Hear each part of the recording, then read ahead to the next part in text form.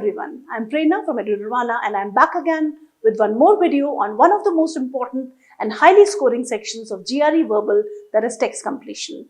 In this video, we shall be covering number 1, the format or the basic layout of text completion questions, difference between text completion questions and sentence sequence questions, tips and strategies required to solve text completion questions with greater accuracy and speed, and of course practice questions. So what are we waiting for? Without further ado, let's just begin.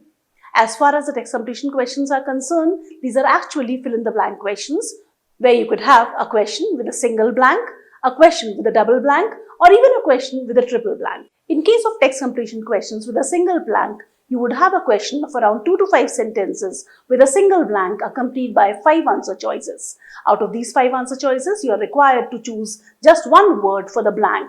And you have to choose a word that makes a sentence a complete whole, a meaningful sentence, and it has to be a grammatically correct sentence as well.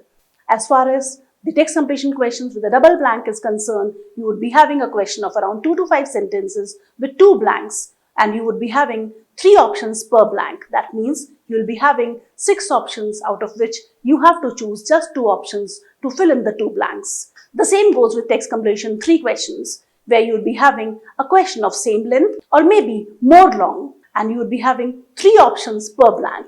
That means 9 options in total, wherein you have to choose 3 words to fill in the 3 blanks. So this was regarding the format or the basic layout of text completion questions and how are the questions of text completion 1, 2 and 3. Now let's move on and find out how many questions of text completion question can you expect on the GRE verbal reasoning section.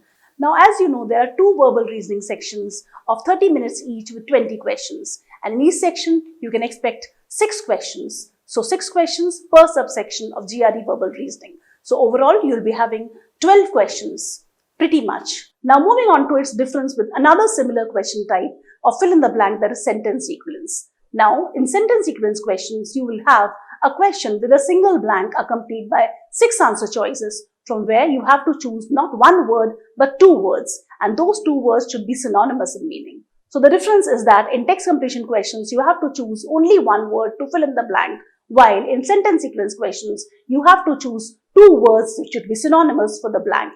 Talking about the format of text completion questions are actually very short passages of around 2 to 5 sentences, out of which crucial words are omitted. The test taker is required to use the information given in the passage and select a word with the help of the options to fill in the blank and to make it a coherent, meaningful and grammatically correct sentences. So now that we have an idea about the text completion questions, how do they look like and what are the types of text completion questions, let's move on and find out the tips and strategies that are required to solve these questions with greater accuracy and speed.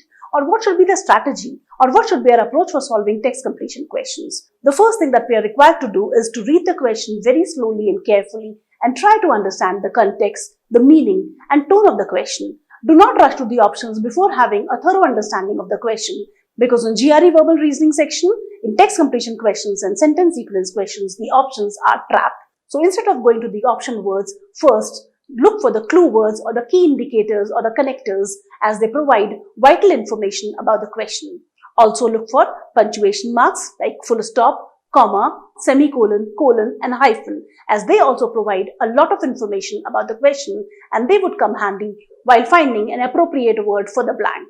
So once you have understood the question, its context, meaning and tone, and you have taken notice of the connectors or the clue words or the key indicators and punctuation marks, you have a lot of information about the question. You know what exactly the question is talking about. Try and find out a word intuitively on your own without the help of option words to fill in the blank.